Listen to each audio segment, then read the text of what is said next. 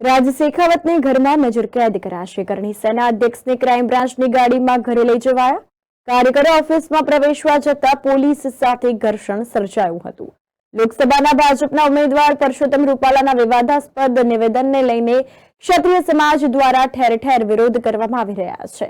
ત્યારે ગુજરાત કરણી સેનાના અધ્યક્ષ રાજ શેખાવતે ગઈકાલે બપોરે 2 વાગે કમલમમાં કેસરી ઝંડા અને મજબૂત દંડા સાથે ક્ષત્રિયોને વિરોધ પ્રદર્શન માટે જોડાવા માટે કહ્યું હતું.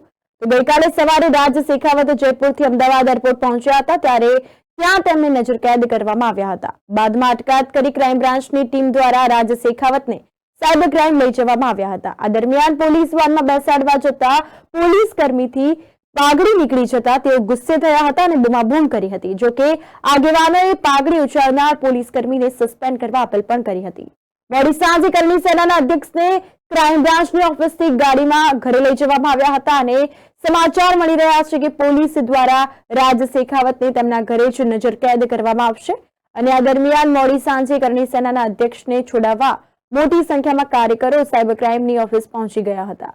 જ્યાં રાજ શેખાવતને છોડાવવાની માંગ સાથે ક્રાઇમ બ્રાન્ચની ઓફિસ બહાર હનુમાન ચાલીસા અને રામધૂન બોલાવી હતી. કરણી સેનાના કાર્યકરોએ નારાબાજી સાથે જબરદસ્તી ગેટ ખોલી અંદર પ્રવેશવાનો પ્રયત્ન કર્યો હતો, પરંતુ પોલીસે તેમને રોકી લીધા હતા, જેના કારણે પોલીસ અને કાર્યકરો વચ્ચે ઘર્ષણ સર્જાયું હતું. જોકે કાર્યકરો ગુસ્સે થતા મામલો થાળે પડવા પોલીસ રાજ શેખાવતને લઈને બહાર આવી હતી. રાજ શેખાવતે 10 મિનિટ રાહ જોવાનું કહેતા કાર્યકરો શાંત પડ્યા.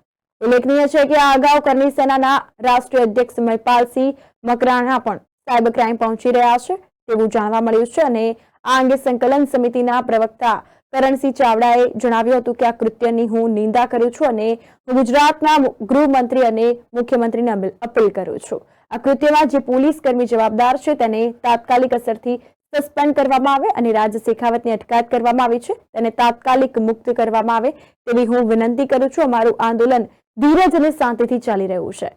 સાયબર ક્રાઇમ ખાતે કરણી સેનાના કાર્યકરો એકઠા થવા લાગ્યા. સાયબર ક્રાઇમની ઓફિસનો ગેટ બંધ કરી સુરક્ષા વધારી દેવામાં આવી.